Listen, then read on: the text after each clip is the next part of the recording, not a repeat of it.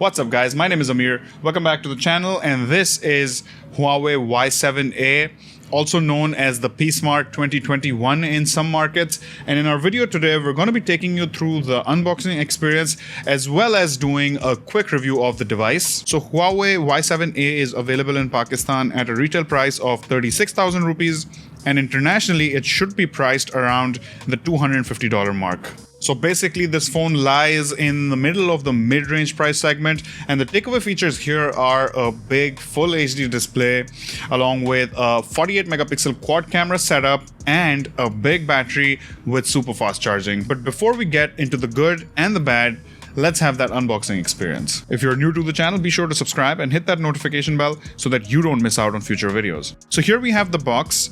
Let's go ahead and take off the plastic. And before we dig into the box, Huawei is really taking their situation with Google head on. So on the box, they have this gentle reminder that the phone doesn't come with Google services, and you'll need to use the Huawei app gallery to download your apps. And here in Pakistan, they also include this card mentioning all the local apps now available on the Huawei app gallery. Then there's also this flyer to guide users on installing apps and also on using the pedal search feature, which will help you in finding your apps from different platforms. So opening the box, we're greeted with the handset itself. Our device today is in the blush gold color. This phone is also available in crushed green and midnight black. As you can see, this phone is extremely glossy. Moving on, there's this folder with the user manuals and a silicone protective case. And right at the bottom is a 22.5 watt super fast charger along with a charger cable and a hands-free headset. Now we're going to go ahead and talk about the specs a little bit. So here we have a Kirin 710A chipset along with a Mali G51 GPU, 4 gigs of RAM, and 128 gigs of internal storage. Now this Kirin 710A is still part of the 710 series, which is honestly a little bit dated now. But the main thing that differentiates this chip from the 710F is that this is the first chip produced by HiSilicon that is entirely produced in China. Previously, these chips were made in Taiwan, and a lot of the intellectual property was owned by, even in some cases, American companies. So this is the first time that we're seeing Huawei going truly towards a self-sufficient state where they can start producing their own chips, which I think is a step in the right direction. The original Kirin 710F was based on a 12 nanometer manufacturing process, whereas this one is based on a 14 nanometer manufacturing process, but I don't really think it's gonna affect the performance of this chip all too much. And with these benchmarks, obviously you can't expect groundbreaking performance. This phone is not for power users or high performance usage. It's more for the average sort of user these days, so social media, videos, casual gaming. With these internals, this phone is going to run games like PUBG on balanced settings.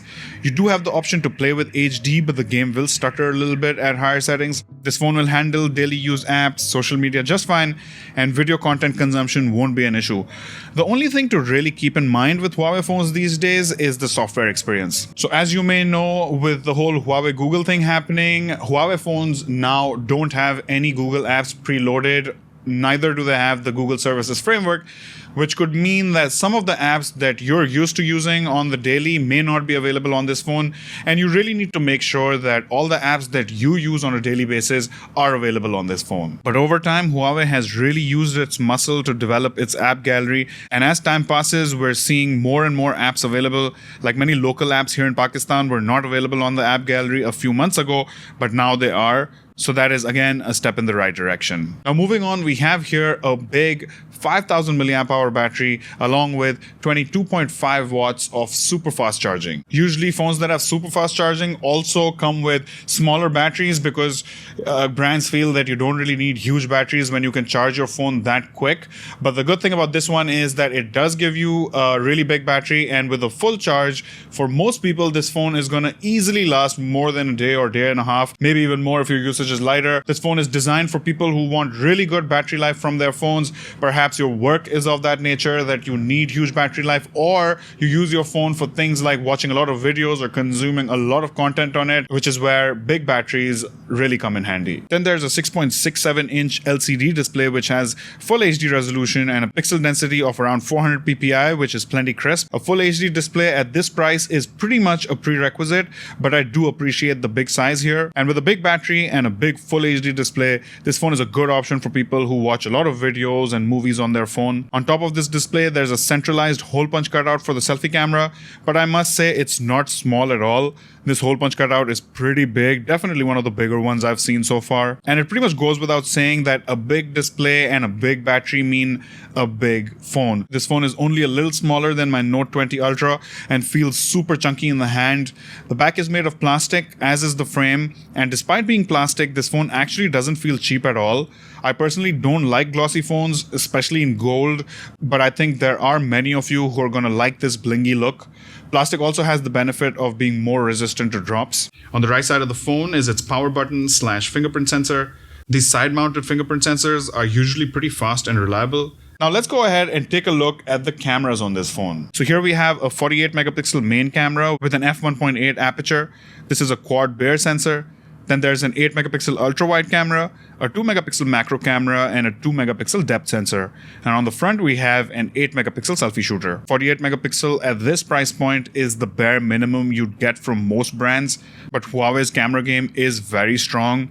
In this case, on the software side, with this main camera, you'll get pretty accurate color reproduction and decent dynamic range. Images also have a saturated sort of look. The level of detail is okay, not great, thanks to the mid-range spec camera hardware. The ultra-wide camera also reproduces colors accurately, but the lower level of detail is very apparent. The selfie camera is where I was a bit surprised because I was expecting trash, but despite the low megapixel count, both colors and dynamic range were pretty good. So considering the price point here, I think the camera performance is pretty decent. Huawei Y7a or P-Smart 2021 is a phone for the average user.